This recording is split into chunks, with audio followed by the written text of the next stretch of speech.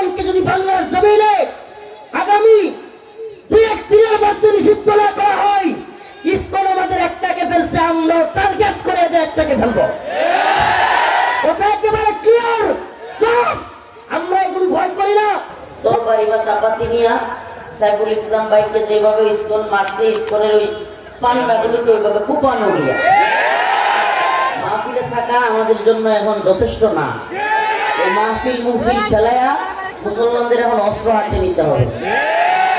সময় এসে গেছে গা, এটা আমরা বুঝতেছি না। সময় চলে যাচ্ছে কিন্তু আমরা এটা বুঝতেছি না। আমরা মনে করতেছি গতানুগতিক জিন্দিগি আর কি বলে রাজনীতি, এটা সেটা, আমি কিভাবে ক্ষমতায় যেতে পারবো, আমি কিভাবে ভালো অবস্থান তৈরি করতে পারবো। এখন আমাদের মুসলিম উম্মার যে কাজটা সবচেয়ে জরুরি সেটা হলো ইসকন এবং হিন্দুত্ববাদ কি সেটা বোঝা এবং সেই অনুযায়ী নিজেদেরকে প্রতিরক্ষা ব্যবস্থা তৈরি করা। কোন সংগঠন যখন ঘোষণা দিয়ে মুসলিমদেরকে হত্যা করা শুরু করছে, আমি সত্যি কথা, আমি এতক্ষণ ওই যে সূরাতুল বারাআত আপনারা জানেন কিনা, সূরাতুল বারাআত, বারাআতুম মিনাল্লাহি ওয়া রাসূলিহি, এই সূরা যখন নাযিল হয় প্রত্যেক সূরার শুরুতে কিন্তু বিসমিল্লাহ আছে। কি আছে? কোরআনের প্রত্যেক সূরার শুরুতে কি আছে? বিসমিল্লাহ আছে। কিন্তু সূরাতুল বারাআতের শুরুতে বিসমিল্লাহ নাই। জিবরাইল আমিনকে আল্লাহ পাক যখন এই সূরা দিয়ে পাঠাইছেন তখন বিসমিল্লাহ ছাড়া। কেন? তখন আল্লাহ পাক দয়ালু ছিলেন না, তিনি বিসমিল্লাহটা ছেড়ে দিয়েছেন। বিসমিল্লাহ ছাড়া মুশরিকদেরকে কুপানোর কথা ওই সূরার মধ্যে বলেছেন। মুশরিকরা যখন মুসলমানদের উপর আক্রমণ করবে ওই সূরার প্রত্যেকটা আয়াতের পরপরই তোমরা মুশরিকদেরকে ধরো, যেখানে পাও তাদেরকে শাস্তি দাও। কারণ আল্লাহ জানতেন, আল্লাহ পাক কোরআনের মধ্যে বিভিন্ন আয়াতে বলে দিয়েছেন, লাতাজিদান্না আশাদ্দান নাস আদাওয়াতাল লিল্লাযিনা আমানুল ইয়াহুদা ওয়াল্লাযিনা আশরাকু, তোমরা মুসলিমদের সবচাইতে কঠিন শত্রুতা হিসাবে পাবে ইহুদি এবং মুশরিকদের। আমরা কি দেখতেছি আজকে? ইসরায়েলে মুসলমানদেরকে মারতেছে, ইসরায়েলে ছোট ছোট বাচ্চাদেরকে হত্যা করতেছে ইহুদিরা।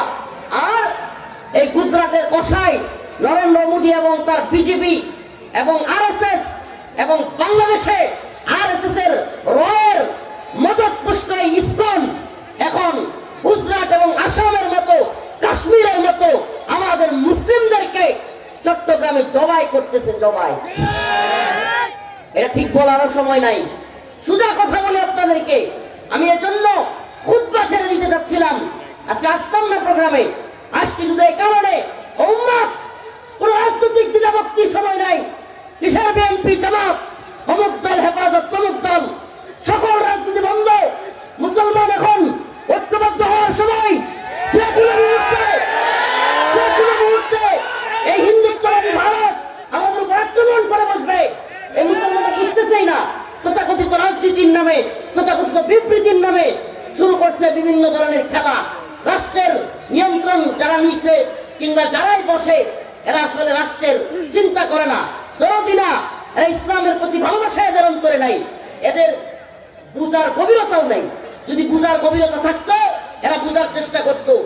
বাংলাদেশে হিন্দুত্ববাদী ইসকন একজন অ্যাডভোকেটকে, সরকারি অ্যাডভোকেট, নরমাল অ্যাডভোকেট নয়, পিপি, তাকে আদালত চত্বরে দিনে দুপুরে কুপিয়ে হত্যা করা।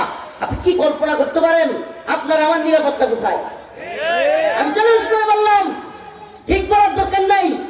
আগামীকাল কেল্লা না করো চট্টগ্রামে লালখান বাজারের সারা বাংলাদেশের অন্যতম একজন লোক, আমাদের উম্মাদের অতি প্রিয় রাহবার শেখ হারুন ইজহারকে যদি ইসকন কুপায় মেরে ফেলে কি করবেন আপনি? এরপরের দিন রফিকুল ইসলাম মাদানীকে যদি কুপায় হত্যা করে, এরা সশস্ত্র ভাবে ছোট্ট ছোট্ট বাচ্চাদেরকে ট্রেনিং দিচ্ছে। এই চিন্ময় কুমার প্রভু নামের স্বামী, এই যে যেটাকে ধরছে, এই বদমাইশ সরাসরি ওপেন লক্ষ লক্ষ জনতার সামনে ছোট ছোট বাচ্চাদেরকে পর্যন্ত মুসলিমদের বিরুদ্ধে লেলায় দিচ্ছে। সে তার বক্তব্যের মধ্যে বলতেছে হিন্দুত্ববাদীদেরকে তৈরি হও, হিন্দুত্ববাদী মহিলাদেরকে বলতেছে সন্তান জন্ম দেওয়ার জন্য। এটা রাজনীতির সময় নয়, এটা খেলার সময় নয়, বিবৃতির সময় নয়, ওয়াজের সময় নয়।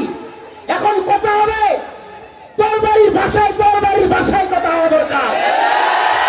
মুসলমানদের কথা এখন তরবারির ভাষায় হবে।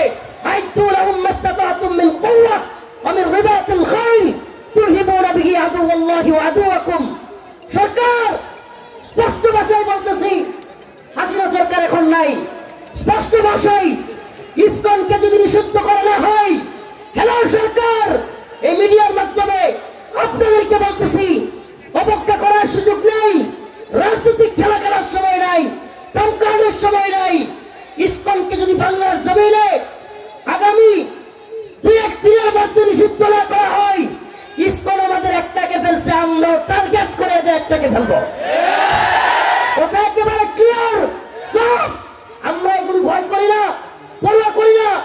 আঙ্কেল বলেছেন দীর্ঘ প্রায় 3 বছর আপনাদের এলাকার সন্তান আব্দুল সালাম পিন্টু সাহেবের সাথে কারাগারে ছিলাম।